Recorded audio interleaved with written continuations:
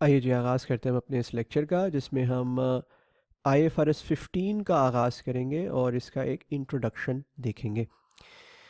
IFRS 15 जो है ये आपके एग्ज़ाम में ऑलमोस्ट हर ऑल्टरनेट अटेम्प्ट में टेस्ट होता है और ठीक ठाक हैवी टेस्टिंग इसकी होती है। It's a very critical standard, so आपको इसकी बड़ी अच्छी तैयारी करनी चाहिए। तीन बातों का हम जिक्र करेंगे इस बुनियादी लेक्चर में। पहला हम डिस्कस करेंगे कि जी रेवेन्यू क्या होता है, क्योंकि IFRS 15 रेवेन्यू के हवाले से है। दूसरा हम बात करेंगे कि रेवेन्यू कैसे रिकॉर्ड किया जाता है, और तीसरी हम बात करेंगे कि 5 स्टेप अप्रोच जो कि IFRS 15 में रिकमेंड की गई है वो क्या है। आने वाले लेक्चर्स में फिर हम एक्सपैंड करेंगे, मुख्तलिफ चीज़ें देखेंगे around the 5 step approach and further concepts of IFRS 15। तो अगर रेवेन्यू की बात की जाए कि रेवेन्यू क्या होता है, तो रेवेन्यू जो है उसकी बुनियादी डेफिनेशन तो ये है कि ये वो अमाउंट है जो आप अपने कस्टमर से कमाते हैं। किससे? कस्टमर से। कस्टमर कौन है? कस्टमर वो साहब हैं जो आपके ऑर्डनरी कोर्स ऑफ बिजनेस में आपके साथ ट्रांजैक्शन करते हैं। जैसे कॉलेज के कस्टमर्स उनके स्टूडेंट्स हैं। आमतौर पे कस्टमर्स को आइडेंटिफाई करना कोई ख़ास मुश्किल नहीं होता, ठीक है ना जी। अगर कॉलेज अपने चेयर्स, पुरानी चेयर्स, टेबल्स वगैरह किसी को बेचता है तो वो उसका कस्टमर नहीं है। एक कॉलेज का कस्टमर उसका स्टूडेंट होता है। बड़ी आसान बात हो गई। सो रेवेन्यू बुनियादी तौर पर वो अमाउंट है जो आप अपने कस्टमर से ऑर्डिनरी कोर्स ऑफ बिजनेस में कमा रहे होते हो। ये एक आसान डेफिनेशन है रेवेन्यू की। ठीक। रेवेन्यू जो है P&L के अंदर, प्रॉफिट और लॉस के अंदर सबसे पहले लिखा जाता है। सबसे बड़ी अमाउंट होती है ये प्रॉफिट और लॉस में, जनरली स्पीकिंग। फॉर एग्जांपल एक कंपनी का रेवेन्यू जो है वो अगर 100 बिलियन रुपए है, तो उसकी कॉस्ट जो है वो कुल मिला के जनरली स्पीकिंग से 70 से 80 बिलियन रुपए होंगी, और फिर उसका profit before tax will be 20 billion, and वो आते आते प्रॉफिट आफ्टर टैक्स तक पहुंचता है। तो हर चीज़ रेवेन्यू में से ही माइनस होती है, जो आप ग्रॉस अमाउंट कमाते हैं उसी में से माइनस होती है, और प्रॉफिट भी जो है इफेक्टिवली रेवेन्यू से ही निकल के आता है। तो रेवेन्यू की जो रिकॉर्डिंग है, रेवेन्यू की जो अकाउंटिंग है, that is really really important. ठीक हो गया जी। अच्छा, आगे बढ़ते।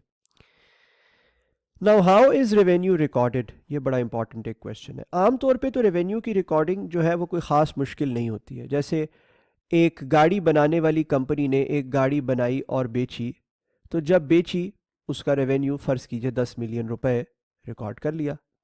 बिल्कुल ठीक। इसी तरह एक रिटेलर ने कोई सामान बेचा से 10,000 रुपये का, तो जब बेचा उस वक्त उसका रेवेन्यू रिकॉर्ड कर लिया 10,000 रुपये। ये भी कोई मुश्किल बात नहीं है। तो फिर रेवेन्यू के ऊपर एक इतना बड़ा स्टैंडर्ड क्यों शाया किया गया?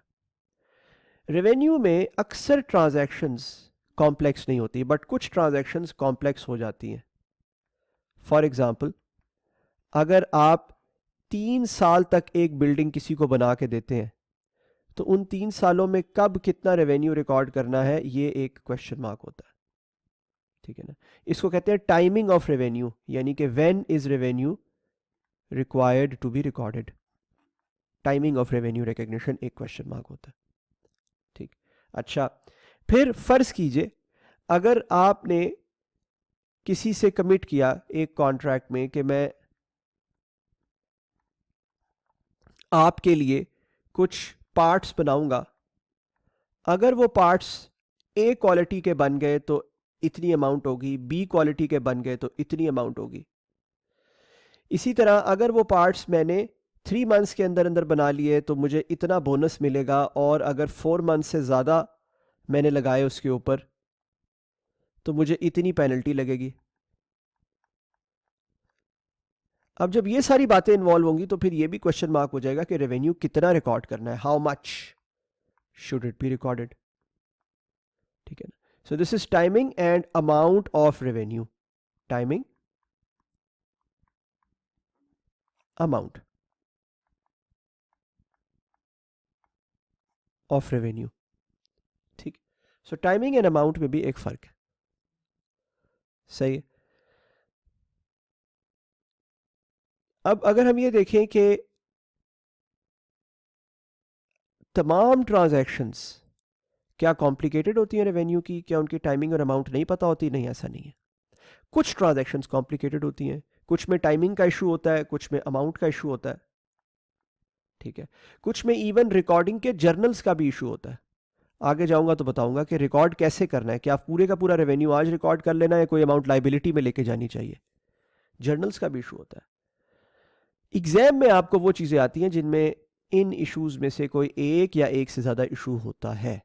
एग्जाम में आपको सीधी सीधी रेवेन्यू की ट्रांजैक्शंस ऑब्वियसली नहीं आती।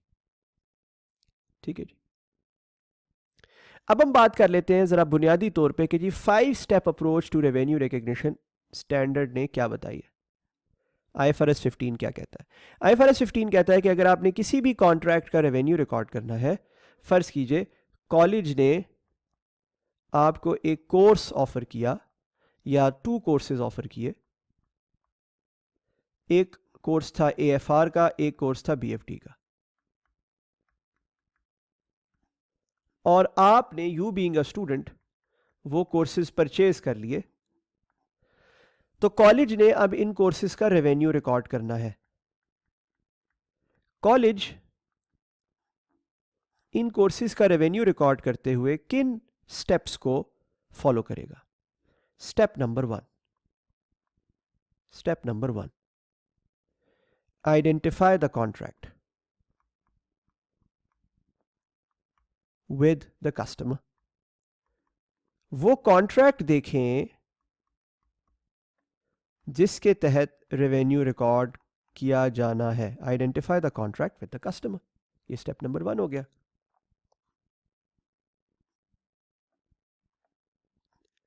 ठीक है, ओके। नाउ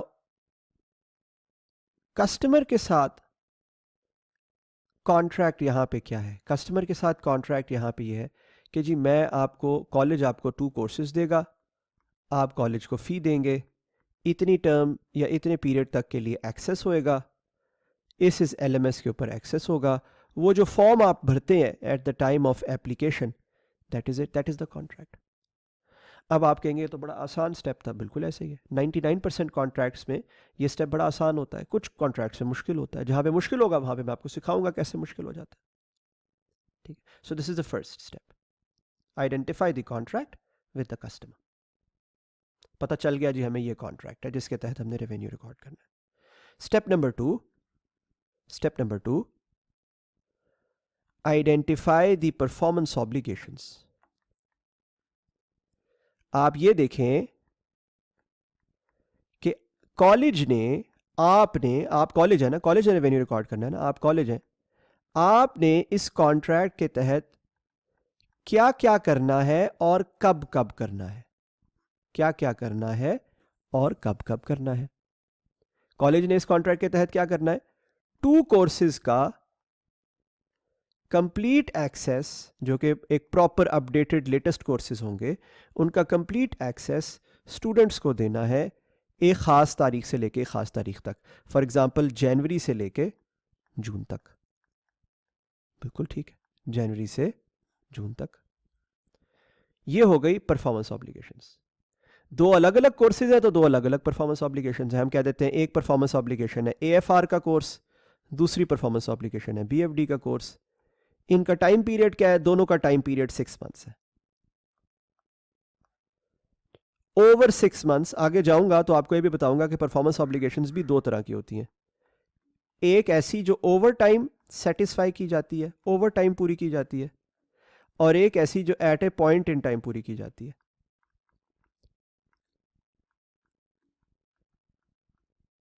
ठीक है, एक ऐसी जो ओवर टाइम पूरी की जाती है और एक ऐसी जो at a point in time पूरी की जाती है। ठीक है, सो ये कैसी है? ये वो है जो ओवर 6 मंथ्स पूरी की जाती है। ठीक है, ओवर टाइम, ओवर 6 मंथ्स, यानी कि एक पीरियड के दौरान पूरी की जाएगी। ठीक हो गया। So identify the performance obligations. There are 2 performance obligations, एक AFR का कोर्स देना, एक BFD का कोर्स देना, और ओवर 6 मंथ्स ये कंप्लीट की जाएंगी। ठीक हो गया, ये सेकेंड आपका स्टेप हो गया। थर्ड स्टेप होता है calculate the transaction price. Calculate the transaction price, यानी कि कॉलेज को इस परफॉर्मेंस ऑब्लिगेशन के अगेंस्ट क्या मिलेगा ये देखिए। सो फर्ज कीजिए जो AFR का कोर्स था उसकी फी थी 20,000 और जो BFD का कोर्स था उसकी फी थी 18,000। तो इन दोनों की जो टोटल फी बनती थी वो बनती थी 38,000। हाउएवर चूंकि स्टूडेंट ने 2 कोर्सेज लिए तो स्टूडेंट ने कहा जी मैं डिस्काउंट लूंगा और स्टूडेंट ने पे किया 30,000 रुपीज। डिस्काउंट लेने के बाद स्टूडेंट ने क्या पे किया 30,000 रुपीज। तो ये बेसिकली ट्रांजैक्शन प्राइस होगी। ये वो अमाउंट है जो कॉलेज को मिलेगी against the performance obligations, against provision of AFR and BFD और AFR के अगेंस्ट। ठीक है, 30,000 रुपए। बिल्कुल ठीक है, आसान है, कोई मुश्किल नहीं है इसमें। ये हो गई ट्रांजैक्शन प्राइस। ट्रांजैक्शन प्राइस में भी बहुत से मसाइल होते हैं, वो आगे जाके आपको बताऊंगा। ठीक है, चौथी चीज, allocate the transaction price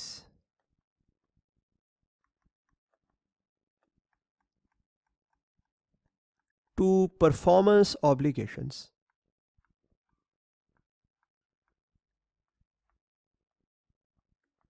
transaction price को एलोकेट करें परफॉर्मेंस ऑब्लिगेशंस पे। अच्छा, ये कैसे करते हैं? इसका रूल है बड़ा सिंपल। इसका रूल है कि आप स्टैंड अलोन सेलिंग प्राइस देखते हैं हर परफॉर्मेंस ऑब्लिगेशन की। क्या? स्टैंड अलोन सेलिंग प्राइस, यानी कि जब ये अकेले अकेले बेचे जाएं तो ये कितने के बिकते हैं। जब ये अकेले अकेले बेचे जाएं तो ये कितने के बिकते हैं।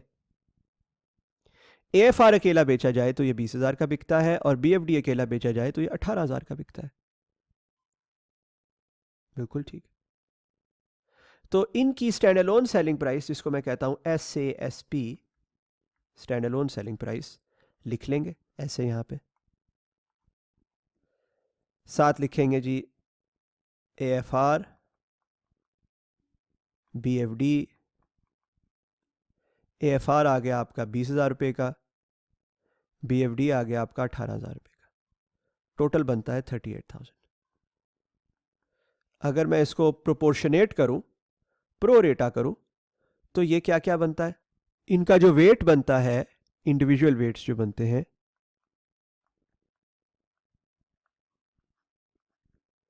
वो बनता है जी 53% for AFR and 47% for BFD। 53, 47। ठीक है जी। तो जो 30,000 की ट्रांजैक्शन प्राइस है, जब उसको एलोकेट करने आप जाएंगे,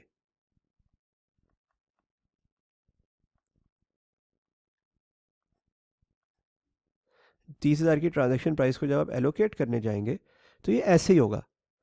30,000 का 53% आपको एलोकेट करना पड़ेगा टू AFR और 47% आपको एलोकेट करना पड़ेगा टू BFD। ऐसे ही जी, 30,000 का 53% टू AFR एंड 47% आप एलोकेट कर देंगे टू BFD। तो 30,000 का 53% हम बना लेते हैं, पहले कितना बनता है जी? 30,000 इंटू 53% बना लेते हैं।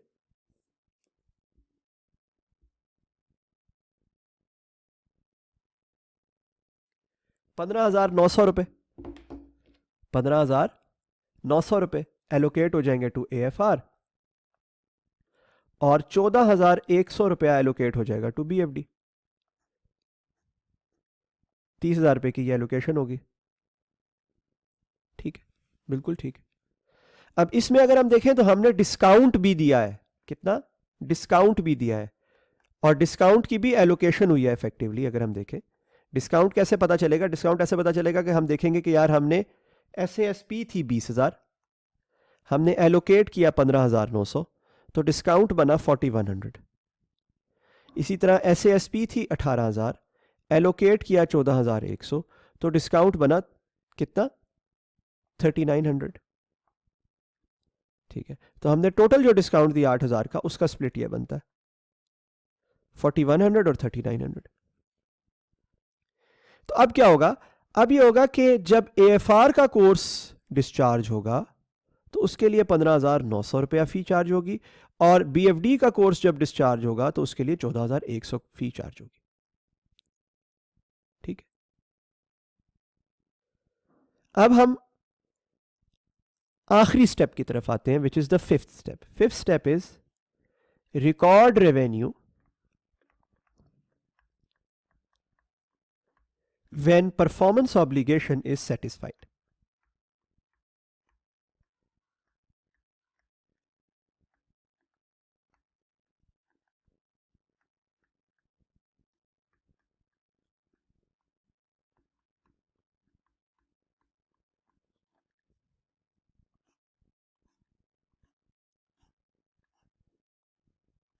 ठीक है, record revenue when performance obligation is satisfied. बिल्कुल ठीक है, ओके. अब सबसे पहली इसमें बात है कि when performance obligation is satisfied. So when का जवाब जो है वो आपको यहां से मिलेगा स्टेप नंबर 2 से, कि क्या ये performance obligation over time satisfy हुई थी या eight a point in time. तो यहां पे ये कहा जा रहा था कि 2 कोर्सेज हैं जो ओवर 6 मंथ्स दिए जाएंगे. थोड़ी देर के लिए मैं थोड़ा सा चेंज करा देता हूं. फर्ज करें FR is 6 months and BFD is for example 5 months. FR जो है वो जैन टू जून उसका एक्सेस मिलेगा बच्चे को, और BFD का एक्सेस फर्ज कर लें जैन टू मई मिलेगा, फर्ज कर लें. ठीक है, it's not Jan to June, it's Jan to June and Jan to May, फर्ज कर लें. तो ओवर टाइम रेवेन्यू रिकॉर्ड होना है. बिल्कुल ठीक है. अब रेवेन्यू कैसे रिकॉर्ड होगा? रेवेन्यू रिकॉर्ड होगा साथ साथ. फर्ज कीजिए जनवरी का महीना है,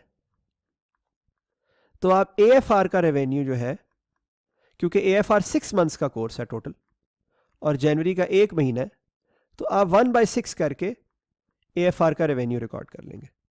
AFR का टोटल रेवेन्यू हमने क्या बनाया था? हमने बनाया था 15,900. ऐसे ही है जी, 15,900. तो हम करेंगे 15,900 डिवाइडेड बाय 6. एक महीने के अंदर उसका रेवेन्यू रिकॉर्ड हो जाएगा. ठीक है, ये बनता है 2650. 2650 का रेवेन्यू हम रिकॉर्ड कर लेंगे एक महीने में, और इसी तरह हर महीने रेवेन्यू रिकॉर्ड करते रहेंगे और साल का रेवेन्यू कंप्लीट हो जाएगा. इसी तरह BFD में उसका जो रेवेन्यू है 14,100 का, वो रिकॉर्ड होगा ओवर 5 मंथ्स 1/5 करके. ठीक है जी, 1/5 करके. तो 14,100 को डिवाइड किया जाएगा 5 से और रेवेन्यू रिकॉर्ड किया जाएगा. सो 14,100 को अगर मैं 5 से डिवाइड करूं तो क्या बनता है? 14,100 डिवाइड बाय 5, 2,820. हर महीने 2,820 का रेवेन्यू रिकॉर्ड हो जाएगा. As simple as that. ठीक है जी. अब यहां पे मैंने चूंकि आपको मंथली बताई है, आमतौर पे फाइनेंशियल स्टेटमेंट्स एनुअल होती हैं. तो फर्ज कीजिए अगर कॉलेज का ईयर एंड मार्च है, कॉलेज का ईयर एंड क्या है? मार्च है, तो क्या होगा? AFR का 3 मंथ्स का रेवेन्यू 3/6 यहां फॉल करेगा, और BFD का भी 3 मंथ्स का रेवेन्यू 3/5, क्योंकि टोटल 5 है, 3/5 यहां फॉल करेगा इस साल के अंदर, ईयर 1 के अंदर. अगर कॉलेज का ईयर एंड क्या है? कॉलेज का ईयर एंड है मार्च, तो ईयर 1 में ये फॉल करेगा. बात समझ गए? 3/6 of 15,900, यानी कि 50% of 15,900 will be recorded here, and 3/5 which is 60% of 14,100 will be recorded here. इतनी सी बात. I hope this is absolutely clear.